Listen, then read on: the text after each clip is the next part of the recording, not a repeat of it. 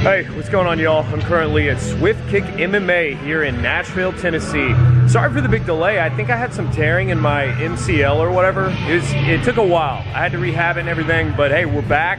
We're here. We're going to jump into class. Coach Bernard's running the thing, and so let's get our training on. Welcome back to another exciting episode of the MMA Journey, and today is episode 8 at Swiftkick MMA in Nashville, Tennessee.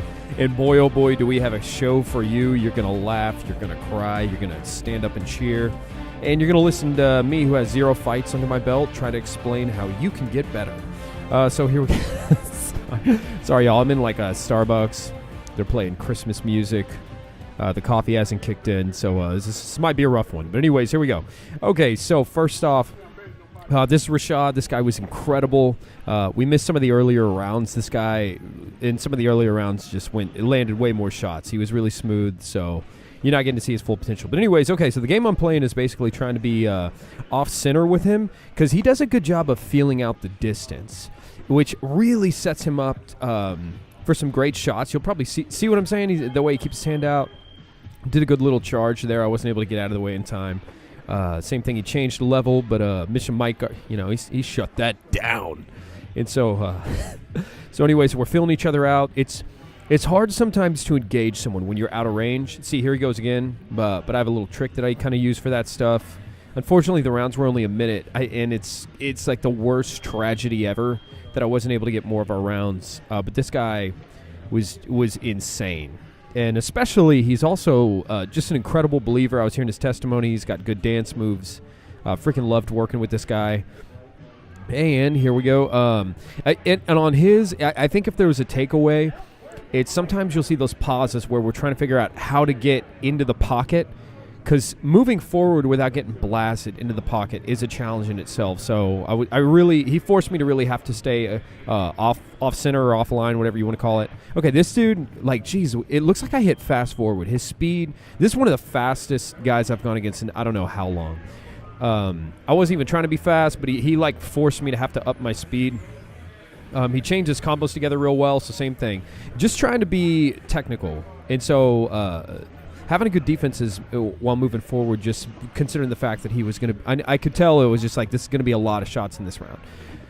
Same thing, just using the jab to kind of feel him out. At this point, trying to stay kind of off-center. Same thing. You see what I'm saying? That kind of shuts down some of those rushes is when you're off-center, because you look further away or at a different distance than you really are. And so at this point, same thing, trying to feel it out. He utilizes his jab real well there. It looked like he landed. I couldn't quite tell. Probably. So anyways, nice little 1-2. See what I mean? He streams his stuff together well, and he does a good job if you pay attention to his movements of circling the whole time. Let me see. So at this point, trying to use some head movement just to kind of feel him out and see his reaction and everything. Golly, I got to get better at this, keeping people in the center. That's the problem is there was a ton of other sparring that I did, but unfortunately, I couldn't include any of it because I couldn't get anyone to stay in the pocket with me. Not saying that about him. I'm just saying in general. So anyways, same thing. So he's trying to circle around. He's trying to keep his movement going. Using head movement, kind of trying to time his combos a little bit better. So at this point, I think I'm kind of getting the hang of his timing a little bit more. And that's allowing me to continue to press forward.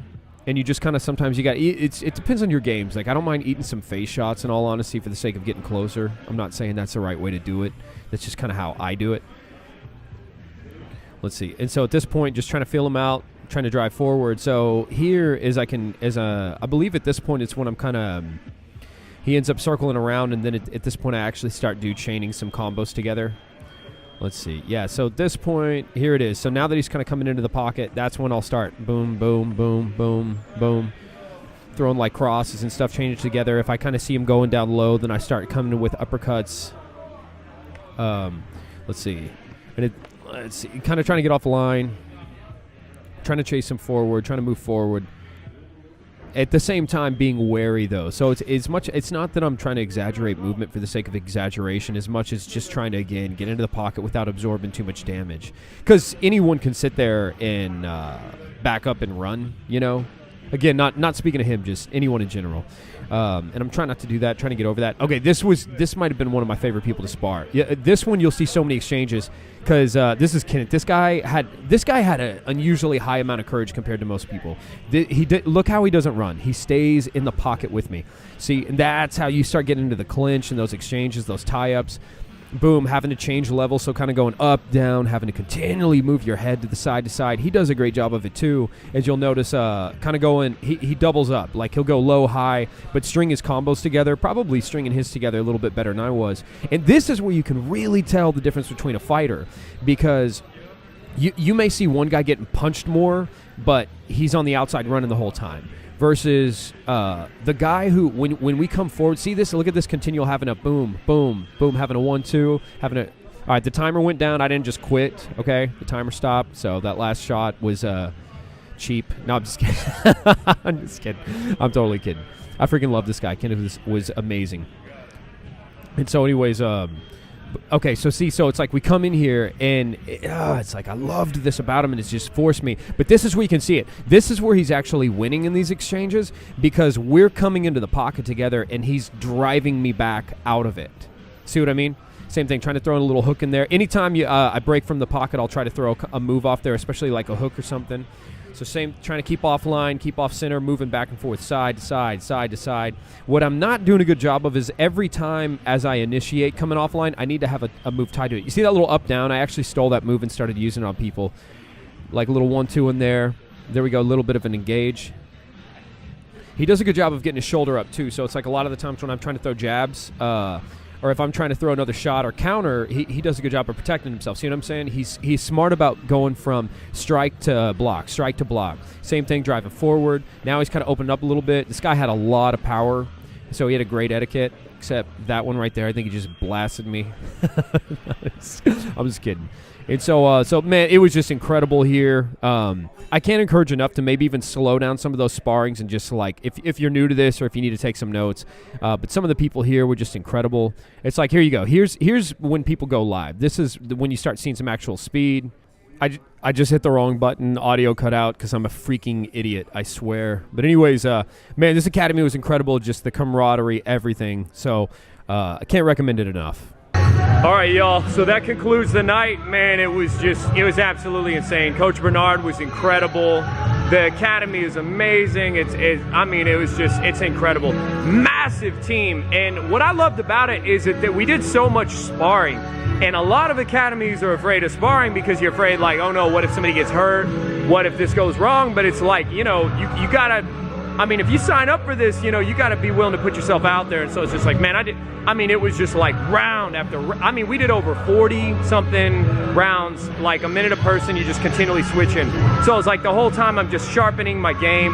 I want to get some guys that were just incredible. This guy named Rashad, this guy named Kenneth. And it was just, I had to push myself. And that's what I think was my all-time, like the best part of this place is, I would have to say, number one, Coach Bernard, his instruction was incredible. He runs a tight ship here.